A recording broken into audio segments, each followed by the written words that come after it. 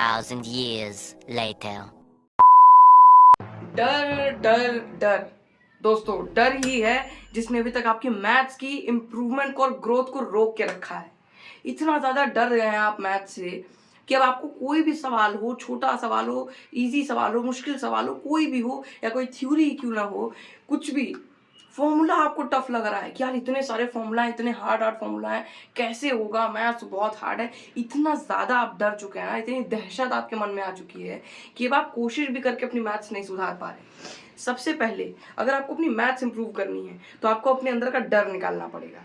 डर कैसे निकलेगा? जब आपके अंदर एक कॉन्फिडेंस आएगा कि हाँ आप मैथ्स को सॉल्व कर सकते हो। मैथ्स एक सब्जेक्ट बाकियों की तरह ही है, कोई उनसे बाकी बहुत ज़्यादा हार्ड नहीं है, ठीक है, किया जा सकता है। ये जिस दिन आपके अंदर आ गया, ये कॉन्फिडेंस जिस दिन आ गया और जिस दिन वो डर आपके अंदर से निकल गया, आप मैथ्स इजीली कर लोगे, आप मास्टर कर लोगे मैथ्स को। वो डर निकालना कैसे है? अब अगर आप कोई भी सवाल देख रहे हैं तो क्या आप पहले क्या सोचेंगे कि ये सवाल तो हार्ड है, मुझे नहीं आ रहा। बहुत सारे ऑलमोस्ट सारे लोग यही सोचते होंगे कि यार ये सवाल हार्ड है, मुझे नहीं आ रहा है, या फिर इसका एग्जांपल देख लेते हैं, इसका सोल्यूशन देख लेते हैं, टीचर से पूछ लेते हैं, या कुछ भी आप जुगाड़ लगाओगे। दूसरे तरफ जो बच्चा मैथ्स में अच्छा होगा, अगर वो एक सवाल देखता है तो पहले उसकी तह तक जाता है कि सवाल एक्चुअली में है क्या, कहना क्या चाहता है, मुझे इसमें करना क्या है। उसके बाद ज्यादातर चांसेस होते हैं कि आपको क्वेश्चन समझ में आ जाए और आप उसको लगा लो। बट अगर इनकेस तब भी नहीं आ रहा है उस बच्चे को, तो बच्चा क्या करता है, वो और फिर उसको सोचता है और उसको सोचता है कि यार ये भी मैंने जाना था इसके बारे में, ये ऐसे सॉल्व होता था, तो इस तरीके के क्वेश्चन कैसे सॉल्व होंगे। उसके बाद जाके वो कहीं दूसरी चीजों का सहारा लेगा, है ना। दूसरा वाला जो बच्चा था जिसने इतनी तह तक जाके उसके ऊपर रिसर्च की उसके बाद, तो उसमें होता क्या है, 80% चांस होते हैं कि आपको सवाल आ जाए और आप सॉल्व कर लो, 80%। बट अगर आप सवाल ढंग से पढ़ो ही ना, आप सवाल को ढंग से समझो ही ना, आप उसकी तह तक जाओ ही ना, तो आपको समझ में कैसे आएगा भाई कि वो सवाल कहना क्या चाहता है। दोस्तों, आज मैथ्स के एक ऐसे टॉपिक के बारे में हम जानेंगे जिसके सवाल की तह तक अगर आप चले गए, अगर आप पहुंच गए, तो आप इजीली उसके सवाल लगा लोगे और वो टॉपिक आपके लिए पीस ऑफ केक हो जाएगा जो आपने बस जीप पे अपने रखा और फिसलता चला गया। टॉपिक का नाम दोस्तों नोट कर लीजिए अपनी कॉपी में, एक्सपोनेंट एंड पावर। इस टॉपिक पे मैं काफी समय से चैनल पे वीडियो डालना चाहता था, बट कुछ कारणों से मैं नहीं डाल पा रहा था। बट आज मैं आपको इस टॉपिक में एटलीस्ट क्लास 8-9 तक के लेवल तक मैं ये टॉपिक आपको क्लियर कर दूंगा, और इस तरीके से क्लियर करूंगा कि फिर आपको डर नहीं लगेगा। इसके सवाल लगाते हुए आपके अंदर का डर निकलेगा, क्योंकि मैं इस वीडियो में आपको कॉन्फिडेंस दिलाऊंगा कि आप ये टॉपिक इजीली सॉल्व कर सकते हैं। ये ही टॉपिक नहीं, जितने भी टॉपिक मैथ्स के आपके सामने आए, कोई भी क्वेश्चन आ जाए आप उसको सॉल्व कर सकते हैं। तो चलिए, इंट्रो काफी ज्यादा लंबा हो गया, बिना टाइम वेस्ट के स्टार्ट करते हैं हमारी वीडियो को।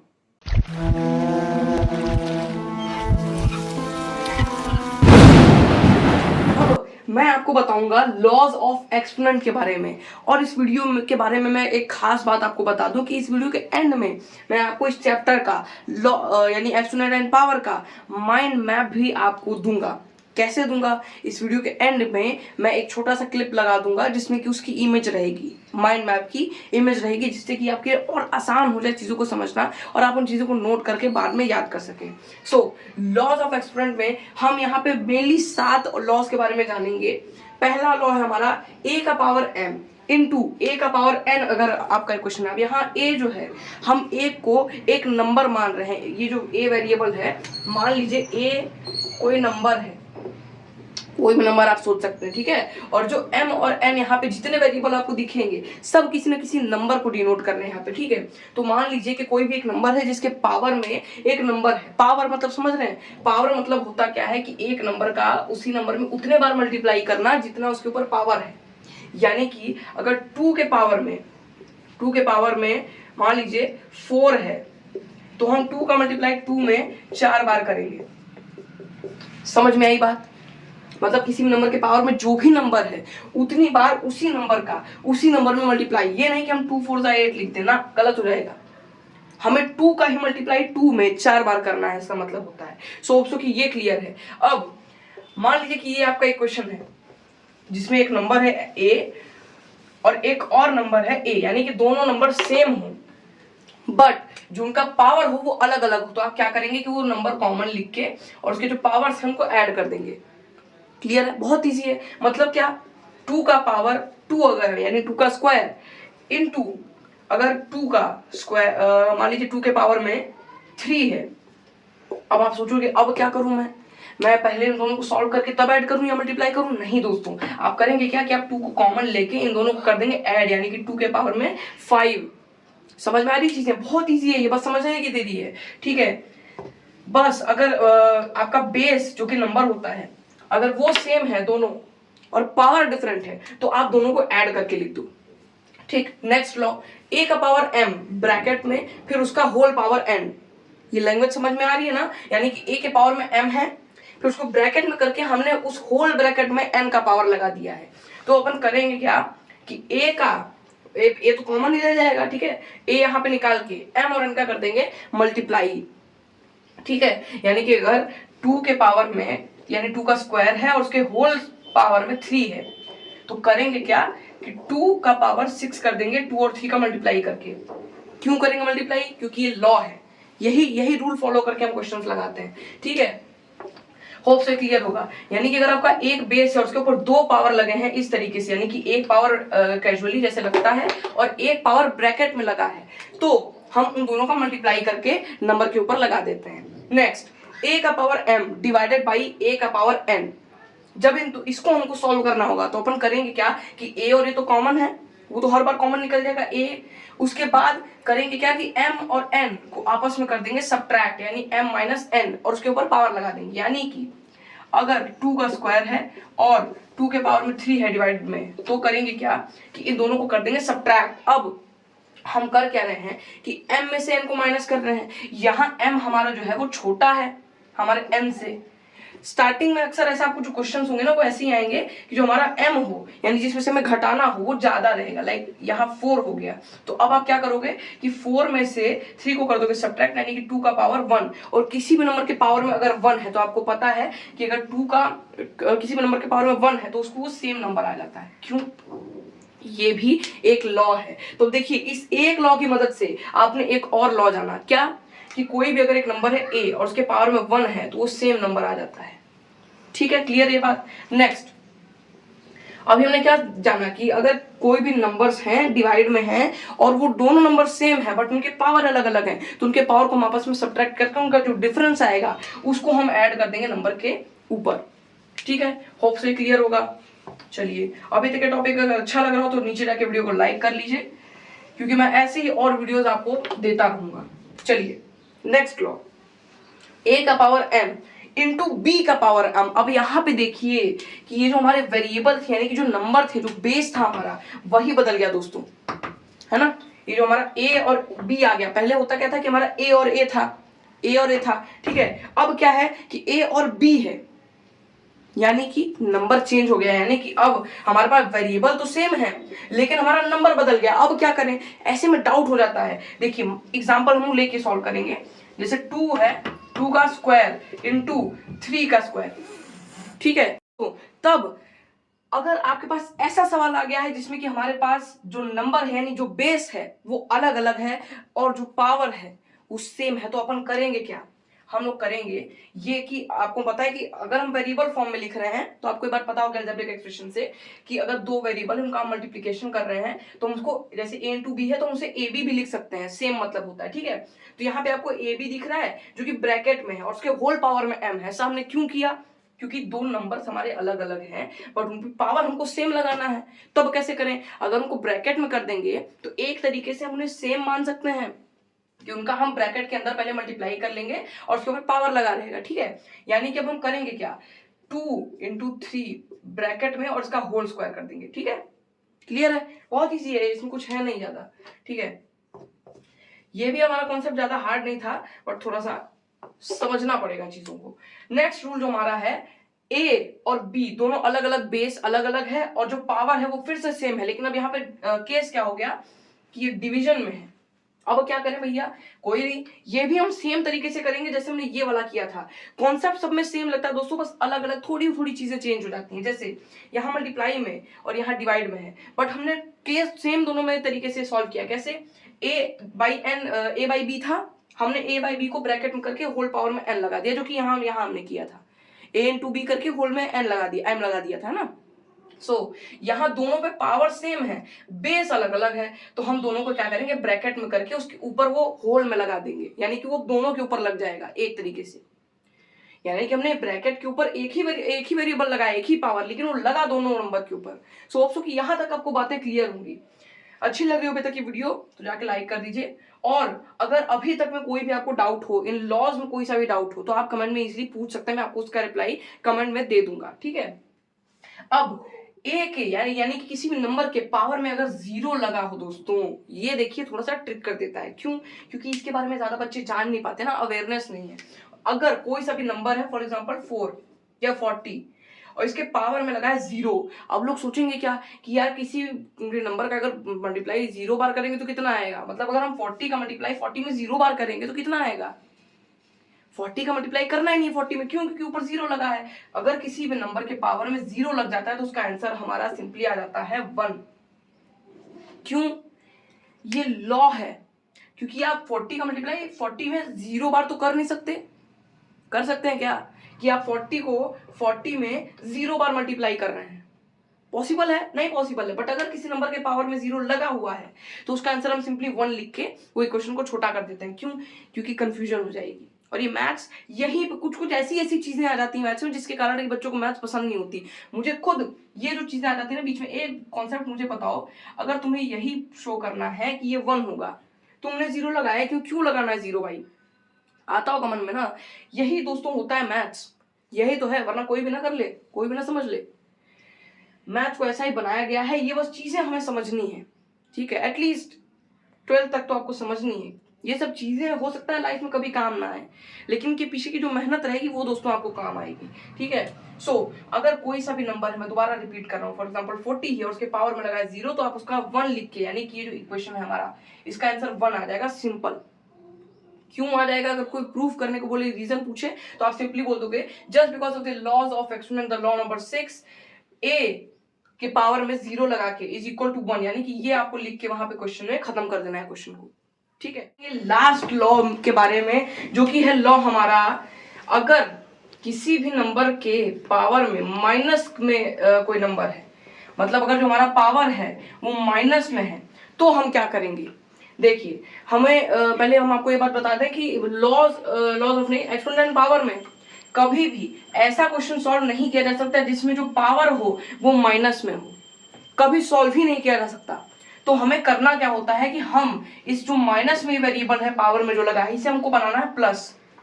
प्लस हम बनाते कैसे हैं, इसकी भी प्रोसेस होती है। डायरेक्ट हम करेंगे क्या, बहुत सिंपल प्रोसेस है, कुछ है नहीं ज्यादा इसमें। 1 न्यूमरेटर में लिख के, ये जो नंबर है इसको डिनोमिनेटर में लिख के, इसके पावर में वही जो है नंबर जो पावर है वो लगा देंगे पॉजिटिव में, क्योंकि जब हम इसको ऐसे कर देंगे ना, जब नीचे जाएगा तो इसको, ये जो माइनस में था यह प्लस में हो जाएगा। ये लॉ है एक्सपोनेंट का। तो दोस्तों ये था हमारा लॉज ऑफ एक्सपोनेंट। अब मैं आपको बस कुछ सवाल लगाने के बाद मैं आपको माइंड मैप लगा के एंड में और ये पार्ट खत्म कर दूंगा, और ये चैप्टर हमारे इसी के साथ खत्म हो जाएगा। इसमें कुछ लॉ एक्सपोनेंट पावर में कुछ भी है ही नहीं, बस आपको ये लॉस पता हो तो आप इसके कोई भी सवाल लगा सकते हैं, ठीक है। और जो फैक्टर वाला एक्सपोनेंट पावर होगा वो उसकी वीडियो बाद में आएगी दोस्तों, ठीक है। तो आज के पार्ट के लिए बस हम अब कुछ क्वेश्चंस लगाते हैं, चलिए बढ़ते हैं आगे। दोस्तों अब यहाँ पे मेरे पास कुछ क्वेश्चंस हैं और अब हम उन क्वेश्चंस को लगाएंगे। तो दोस्तों पहला हमारा क्वेश्चन है, द वैल्यू ऑफ 1 है और डिनोमिनेटर में हमारा है 9 और उसके पावर में है -2। ये हमारा है क्वेश्चन। इसकी जो वैल्यू है वो पता करनी है। अब इसकी वैल्यू पता करने को क्यों बोल रहा है, इसका कारण आपको पता होगा कि जो हमारा पावर है वो माइनस में है, तो हमें इसको करना किसमें है, प्लस में। तो कैसे करते हैं, जब हमारा केवल एक सिंगल नंबर था तो हम करते क्या थे कि 1 और ऐसे करके लिख देते थे, इसको सिंपल था जब इसको पॉजिटिव करना था। लेकिन जब ये ऑलरेडी इसमें है और ये माइनस है तो आप क्या करेंगे, बस इसको ऊपर कर देंगे, यानी कि 9²/1, और अगर कोई भी नंबर 1 से डिवाइड होगा तो सेम नंबर आ जाएगा, तो सिंपली 9², ये आपका आंसर आ जाएगा, ठीक है। इसको और अगर आप सिंप्लीफाई करना चाहें तो लिख सकते हैं 81, बाकी मैं कुछ बोलूंगा नहीं, यहीं पे आपका आंसर आ चुका है। बट अगर आपको आगे सॉल्व करके इसको एंड तक लेके जाना है तो आपको आंसर ये हो जाएगा, ठीक है। नेक्स्ट क्वेश्चन हमारा दूसरा क्वेश्चन क्या है, आइए देखते हैं। दूसरा क्वेश्चन है, द रेसिप्रोकल ऑफ 3 बाई 7 का पावर -1, यही है। हाँ, 3 बाई 7 का पावर -1 का रेसिप्रोकल क्या होगा? सिंपल है कि हम 7/3 अगर लिख देते हैं, सोचिए, क्योंकि इसके पावर में क्या लग जाएगा? +1। क्यों लगेगा? क्योंकि जब हम रेसिप्रोकल करेंगे तो ये 1 जो है पॉजिटिव हो जाएगा। पॉजिटिव हो जाएगा सिंपली ये आपका नंबर अगर कोई भी 1 से 1 जैसे मैंने बताया था कि अगर किसी की भी पावर में 1 है तो सेम नंबर आ जाएगा। तो इसका आंसर 7/3 आपका आंसर आ जाएगा, क्योंकि इसका रेसिप्रोकल निकालना था। जब हमने इसको ऊपर किया 7 को और 3 को नीचे, यानी कि जब रेसिप्रोकल किया तो जो -1 था, -1 वो यहाँ के क्या बन जाएगा? +1। और किसी भी नंबर के पावर में अगर +1 है तो उसका कोई वैल्यू नहीं है, वो सेम ही नंबर आपका उतर जाएगा। ठीक है, तो ये हमारे हो गए 2 क्वेश्चन हमने लगाए। अब आगे और क्वेश्चन देखिए लगा लेते हैं। चलिए दोस्तों, अब हम और आगे क्वेश्चन सॉल्व कर लेते हैं। अभी बस अब कुछ क्वेश्चन और सॉल्व करते हैं, बस बात खत्म करेंगे। ठीक है, तो हमारा जो नेक्स्ट क्वेश्चन होगा वो होगा 5। अच्छा चलिए, ये तो काफी इंटरेस्टिंग क्वेश्चन है, वैसे मजा आएगा ये वाला क्वेश्चन सॉल्व करने में, और मैं देखूंगा कि आप में से कितनों को ये वाले क्वेश्चन का आंसर आएगा। स्टार्टिंग में मैं आपको इसका आंसर नहीं बताने वाला हूँ। देखिए, ये है आपका क्वेश्चन। अब इसका आंसर आपको क्या लगता है क्या आएगा? कमेंट में पहले आप इसका आंसर वीडियो पॉज करके लिख दीजिए। चलिए, पॉज करके आपने कमेंट में आंसर लिख लिया। नेक्स्ट, अब हम बताते हैं आपको कि इसका आंसर क्या है। देखिए, जो भी आपके दिमाग में भी चल रहा है, होप सो कि बहुत सारे लोगों ने इसका आंसर निकाल लिया होगा, बट बहुतों के मन में आया होगा कि यार हमें पता है कि अगर बेस सेम हो तो हम पावर्स को ऐड कर देते हैं, पावर सेम हो तो बेस को एक साथ लिख के उसके होल में पावर लगा देते हैं। यहां तो बेस भी सेम है, पावर भी सेम है, बस एक पावर माइनस में है। अब बहुत लोग पहले इसको सॉल्व किए होंगे कि 1/5 का स्क्वायर, फिर इसको सॉल्व करके तब ये लोग यहाँ पे लाए होंगे, तब मल्टीप्लाई। ऐसे आपको नहीं करना है। इसका आंसर मैं बताता हूँ, 1 आएगा दोस्तों। कैसे? आपको पता है यहाँ पे एक थ्योरी लगेगी मैथ्स की कि प्लस और माइनस का जो सम होता है वो आता है 0। सबको पता है कि प्लस और माइनस का सम 0 होता है। तो यहाँ पे प्लस और माइनस का जब आप सम करोगे तो 0 आ जाएगा। और बेस, जैसा कि हम हमेशा से करते आए, प्रथा है कि हम बेस को कॉमन ले लेंगे। बेस को आपने कॉमन लिया और प्लस और माइनस का सम करने पे आ गया 0। तो अब आप इसके पावर में 0 लगा देंगे, और हमें पता है कि अगर किसी भी नंबर के पावर में 0 लगा है तो उसका आंसर क्या आ जाएगा? 1। तो इसका आंसर क्या आएगा इस इक्वेशन का? इस इक्वेशन का आंसर आएगा 1, ना कि इसका आंसर आप जो भी आपने लिखा हो या बताया हो वो इसका आंसर नहीं आएगा। और जिन्होंने ऐसे सॉल्व किया है वो तो पूरा प्रोसेस ही गलत कर गए हैं। ठीक है, मुझे लगता है कि आपने भी वैसे ही किया है। तो ये इसका सही प्रोसेस है दोस्तों, मैं आपको इसीलिए बताने के लिए यहाँ पे हूँ। सो एक और आप क्वेश्चन लगाते हैं, फिर बात खत्म करते हैं। ठीक है, नेक्स्ट क्वेश्चन। ठीक है, यहाँ पे चलिए, यहाँ पे हमारा -9 का क्यूब है। ठीक है, डिवाइडेड बाई -9 में इसका जो पावर है वो लगा है 8। ठीक है, तो देखिए ये हमारा क्वेश्चन है जिसमें कि माइनस माइनस है दोनों जगह। -9 यहाँ भी है, -9 यहाँ भी है, पावर डिफरेंट है, बेस सेम है, डिवीजन का क्वेश्चन है। तो हम इसको कैसे लगाएंगे? प्रोसेस आपको आ गया है, आप लगा भी रहे होगे। अगर लगा रहे हो तो अच्छी बात है। अगर आप मैथ्स पढ़ रहे हो तो आपके पास एक रफ कॉपी होनी चाहिए साथ में दोस्तों। रफ कॉपी आप लेके बैठिए और ये क्वेश्चंस को सॉल्व करिए। जो भी मैं यहाँ बोर्ड पे लगा रहा हूँ आप सॉल्व करिए। ठीक है, चलिए, यहाँ पे जो आपका क्वेश्चन है, आपको क्या लगता है कि इसका आंसर आप क्या निकालोगे? क्या आप इस -9 को +9 बनाओगे? बिल्कुल भी नहीं दोस्तों। क्यों ऐसा आप करोगे? क्योंकि हम केवल पावर के मामले में अगर वो माइनस हो तो उसे प्लस करेंगे, नंबर्स को नहीं। नंबर्स को रहने दो, नंबर्स माइनस में है चाहे प्लस में, हमसे मतलब ही नहीं है।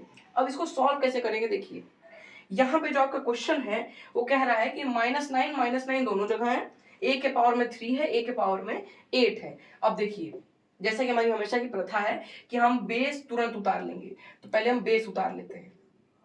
और हमने जाना क्या है कि अगर बेस सेम हो और पावर डिफरेंट हो तो उन्हें ऐड कर देते हैं। चलिए, हम ऐड भी कर देंगे। अरे, अगर डिवाइड में है तो क्या करेंगे? देखिए, यहाँ पे गलती मेरी पकड़ाई, और इससे इस गलती से आपकी एक आने वाली गलती रुक गई, टल गई। वो क्या गलती थी कि आप इस कंडीशन में भी 3 + 8 कर देते, जो कि सरासर गलत है। क्यों? क्योंकि क्वेश्चन है डिवाइड का। डिवाइड के केस में आप क्या करते हैं? मल्टीप्लाई करते हैं। ठीक है, तो अब हम करते हैं ये इस इक्वेशन को सॉल्व। हमने इस इक्वेशन को छोटा करके ये बना दिया। अब इसके आगे और चलिए सॉल्व करते हैं। जब और सॉल्व करेंगे तो -9 तो अपना यही रहेगा, लेकिन जब हम इसे सब्ट्रैक्ट करने जाएंगे तो हमारे दिमाग में ये आएगा कि यार 3 8 से छोटा है, इसमें से इसे सब्ट्रैक्ट करेंगे तो माइनस में आएगा, कोई दिक्कत नहीं है। देखिए मैंने आपको स्टार्टिंग में बात बताई थी कि अक्सर जो क्वेश्चन आपके आएंगे वो ऐसे आएंगे कि आपको बड़े नंबर में से छोटे नंबर को सब्ट्रैक्ट करना होगा, लेकिन यहाँ क्या है, यहाँ छोटे नंबर में से बड़े नंबर को सब्ट्रैक्ट करना है। तो आप करिए क्या, सिंपली सब्ट्रैक्ट करिए और माइनस में ही पावर को लिख दीजिए, यानी कि -5। अब आपको इसको फर्दर सॉल्व नहीं करना, यही आपका आंसर हो गया। ठीक है, अगर आप चाहो तो इसको सिंप्लीफाई कर सकते हो, अगर उसमें सिंप्लीफाई दिया है करने को तो आप इसको सिंप्लीफाई कर दो, कोई दिक्कत नहीं है। -9 पावर 5 ऊपर 1, बात खत्म। बट अगर नहीं दिया है तो यही आपका सिंपली आंसर है, इसको लिख दीजिए, बात खत्म हो जाएगी। अब आप सोचोगे कि यार यहाँ माइनस है तो हमें सिंप्लीफाई तो करना ही है, जरूरी नहीं है, आपका मन हो तो आप करिए। तो ये था दोस्तों हमारा chapter exponent and power. Hope so कि इस वीडियो को देखने के बाद आप में थोड़ा मैथ्स से रिलेटेड कॉन्फिडेंस जरूर आया होगा और आप सोच रहे होगे कि हाँ वैसे क्वेश्चंस मैं लगा लूंगा। ये तो काफी सिंपल क्वेश्चन थे। अभी पता है जब फ्रैक्शन वाले एक्सपोनेंट आएंगे तो मेन दिक्कत तब आएगी, लेकिन उसके लिए भी मैं एक वीडियो बनाऊंगा और आपको वो टॉपिक भी एक्सप्लेन कर दूंगा। दोस्तों अगर आपको कोई भी वीडियो से रिलेटेड डाउट हो तो आप कमेंट में पूछ सकते हैं, जैसे मैंने पहले भी बताया था, मैं आपको रिप्लाई में उसका एक्सप्लेनेशन और सोल्यूशन दे दूंगा। ठीक है, तो तब तक के लिए यानी अगले वीडियो के लिए जिसमें आपको और इंटरेस्टिंग चीजें जानने को मिलेंगे, होप सो कि मैं ट्राई करूंगा कि मैथ्स की और वीडियो लाऊं, क्योंकि मैथ्स से बहुत सारे बच्चे डरते हैं। तब तक के लिए यानी अगली वीडियो तक के लिए थैंक्स फॉर वॉचिंग।